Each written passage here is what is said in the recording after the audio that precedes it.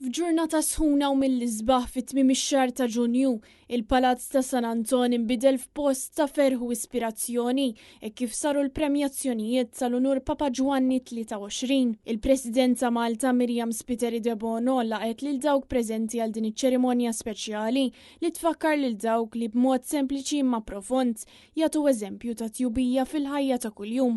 Fiċ-ċentru ta' din il-ġurnata speċjali kien hemm Julian Fenek, tifel ta' 6 sena minn Ħallija, magħruf fost sħabu għall-empatija u s-sens qawwi ta' responsabilità lejn dawk ta' madwaru. Julian ġie magħżul bħala rebbieħ ta' dan il-premju għal mod kif sa minn eta żgħira irrappreżenta l-veru spiritu tal-ġentilezza u s-solidarjetà.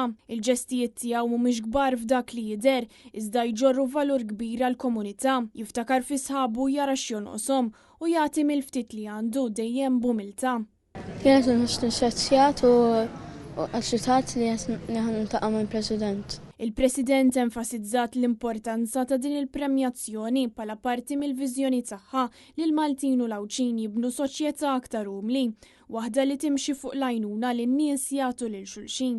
Jisaħqet illi jatti pal dawn jikkoraġġixxu tfal oħra biex jaraw lilhom infushom bħala nies li jistgħu jagħmlu differenza u li dan ġib miegħu wkoll sens ta' valur personali u fil-komunità. Dan l-avveniment f'San Anton ma kienx biss ċerimonja ta' premjazzjoni, iżda tifkira ħajja li anke t-tfal iż-żgħar jistgħu jkunu l-bidla li rridu naraw fis-soċjetà tagħna.